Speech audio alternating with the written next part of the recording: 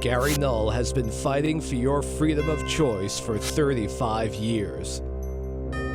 He has been a major voice in challenging Big Pharma, Big Agra, Wall Street, the insurance companies, the military-industrial complex, and the FDA. Gary Null was a major advocate of getting rid of DDT and other toxic pesticides.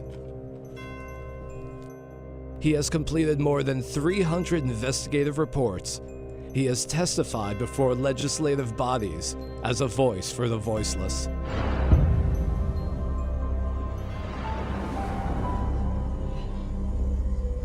Anyone on Prozac is 12 times more likely to attempt suicide. This is a criminal act. And I want to know why these criminals are still walking the streets. If you thought shock treatment was a thing of the past, you're wrong. Electroconvulsive therapy is making a comeback. It does not help depression, it does not prevent suicide, and the patients coming out of this treatment can have more problems than they did going in, including death. Let them see what the facts are and show me where I'm deficient in my facts. And this is the untold story of AIDS, dealing specifically with the politics. In the vast scientific medical literature, we cannot find anywhere in this vast literature the evidence that HIV causes AIDS, that AIDS is a contagious disease, or that it even sexually transmitted. Hello, I'm Martin Sheen. The film you're about to see, Fatal Fallout, produced and directed by Gary Null, traces the entire history of the nuclear weapons and energy industries. 8 legislators have asked to close the plant. But the industry that supports nuclear facilities say, no, it's safe, there's not a problem. What if there is an accident? What will happen to all these millions of people? In all your lifetimes, women weren't allowed to run a marathon. Who was right?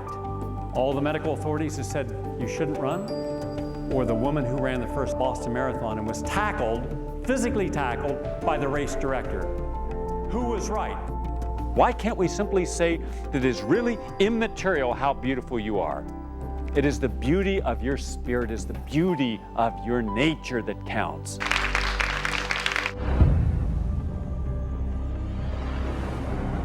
Psychiatrists involuntarily commit African Americans 3 to 5 times as often as they do whites. Psychiatrists diagnose African American men in public and private mental hospitals as having schizophrenia at a rate of up to 1,500% higher than white men.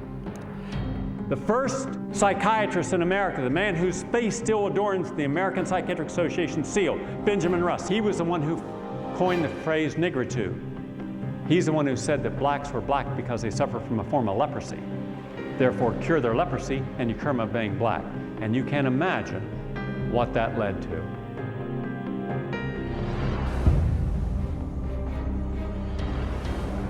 More than 100,000 of the service personnel that served in the Gulf are claiming that they are suffering from Gulf War syndrome. What is it the Pentagon, the Defense Department, the Veterans Administration fears by being open, candid, coming forward and laying all the facts before the American public?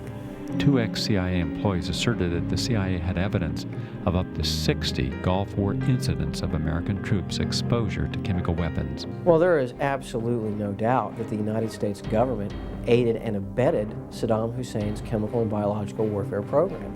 The number of unnecessary antibiotics prescribed annually for viral infections is 20 million.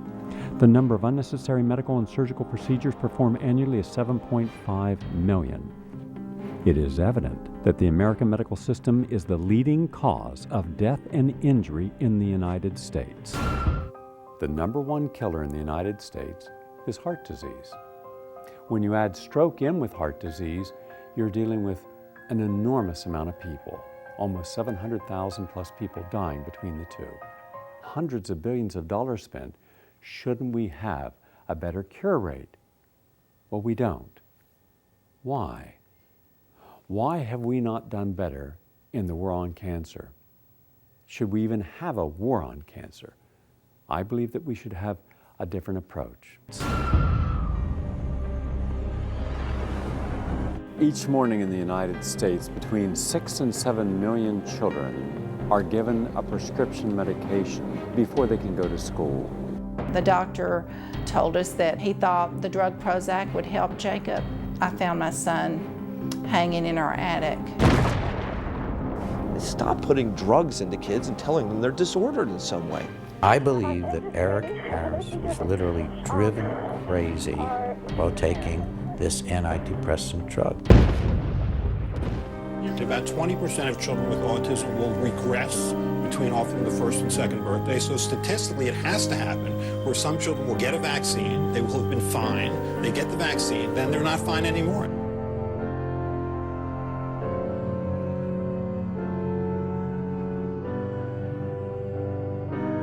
You kind of lose touch with the real world because most people don't want to be around your kid.